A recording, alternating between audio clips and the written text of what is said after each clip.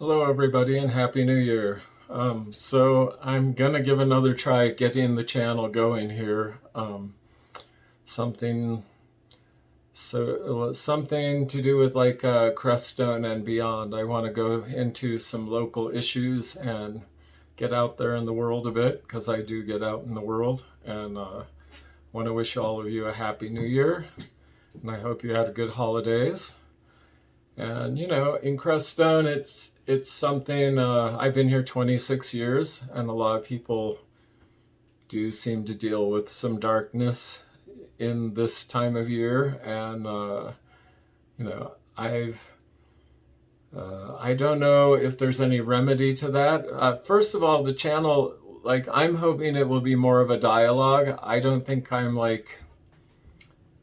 Uh, I would not function alone as an advice giver. I really kind of like more interactive dialogues. I really like problem solving together, and that's really more my speed is a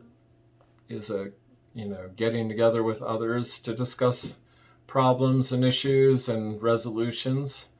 But to start out, because I have to start somewhere, I'm alone at this point. So, I kind of have been thinking about how Crestone is so far out of the loop, still is after all these years, is partly out on its own in some respect, and we have to deal with like really long nights, short days, snow, cold, sub-zero temperatures, and it can be really hard on a section of our community. And like I just offer my sympathy or empathy towards that, and I certainly have dealt with that. When I first moved out here, I actually lived one winter in a shed with a dirt floor, 10 by 10 shed, and it was very desolate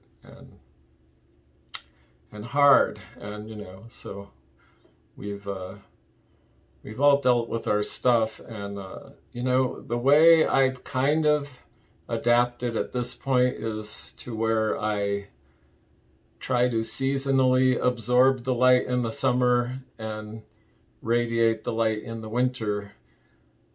I didn't really have a method figured out for that for quite a few years, and I ended up with seasonal affective disorder quite a few years, and that can cause a lot of dysfunction. And just to let people know it's really unfortunate, and as a community, it's nice that we recognize the struggle and try to make it through together, more or less. We can't fix each other's problems. I don't think that's really possible, but we can offer a little warmth along those lines. And I definitely feel like learning to radiate in the dark days and let the light come in the summer is how to handle that. The other thing on my mind a lot is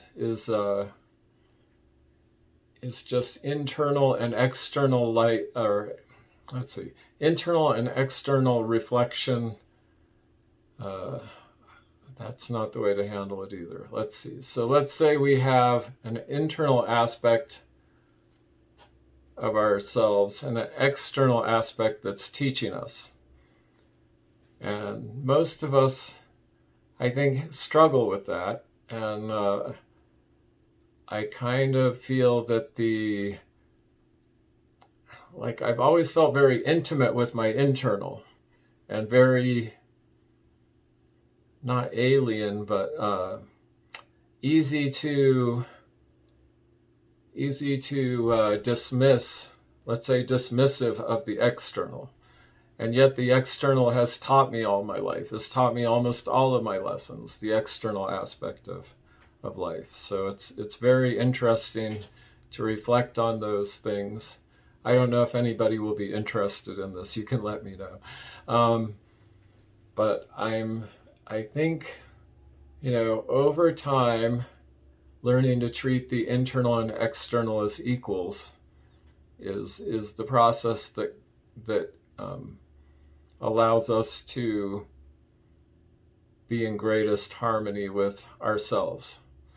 And I just kind of wanted to put that out there as sort of an idea to play with, because I don't know, these days there's so much division, uh, between factions, but it really, our internal and external are both aspects of what I think is the same thing. So, um, and it's pretty disappointing to fractionalize or fracture, the different aspects that can be utilized to bring things together. So, and yeah, those are things on my mind that I could go to great lengths with, but we'll see how people warm up to the discussion, and I'm definitely into the discussion and more people getting involved in the discussion. So I like to make this nice for Crestone and nice for I think there is a lot of people out there interested in the spiritual community, and hopefully these kind of videos can help bring us all together for discussion within the different spiritual communities, and just some of the things going on here right now, or a little bit of current events.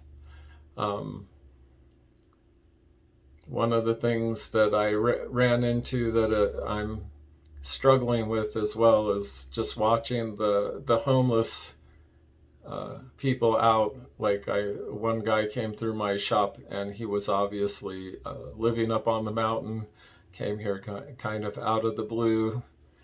Well, I have to say that doesn't seem like the wisest thing to do, and I had a long discussion with him about that, and I just think it's good. It's obviously not good to be a homeless person coming into Crestone at the beginning of the sub-zero season. Those of us who have lived in the, let's say, homeless, those of us who have lived homeless, I'm sure have a lot of feeling for these people, but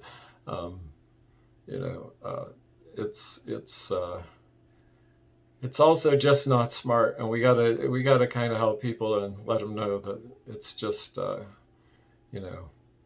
it's not a good place to be unless you're trained at that sort of thing. A few of us have been trained at that sort of thing, and there have been people here that are successful winter campers, but there's just not many of them.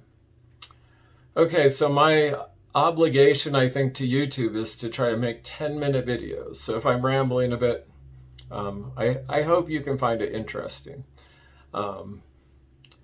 I am also just back from Thailand. I had another trip there. It was 32 days. I had a couple things to speak about, things I wanted to talk to people about concerning COVID. And like the biggest issue the biggest single issue is when I flew from San Francisco to Japan, there were so many sick people on the plane. And the mask requirement doesn't make sense in light of allowing sick people on the plane. Like, they will really, literally revoke your right to fly if you won't wear your mask. And they will not let you fly on the airline, for quite a while, maybe forever. And yet there were so many sick people on the plane, and nobody said anything. So the airline's policies, I found them to be, worrisome, that they have such an inaccurate standard concerning policies. I mean, I have my own issues with a 10, 11-hour flight with a mask on my face from San Francisco to Japan, but I try to struggle through that. I disagree. I'm not sure the protocols are effective. And even the airlines, some of them don't feel that the protocols are effective. But the idea that they don't say a word to these sick people that fly, coughing and hacking, and you know, and there were quite a few on the plane the last trip. But um, anyway, that's 10 minutes. And again, I wish you happy holidays and a happy new year and the best going forward. And all about solving some problems together. So let's see if that's an option. Thanks. Bye.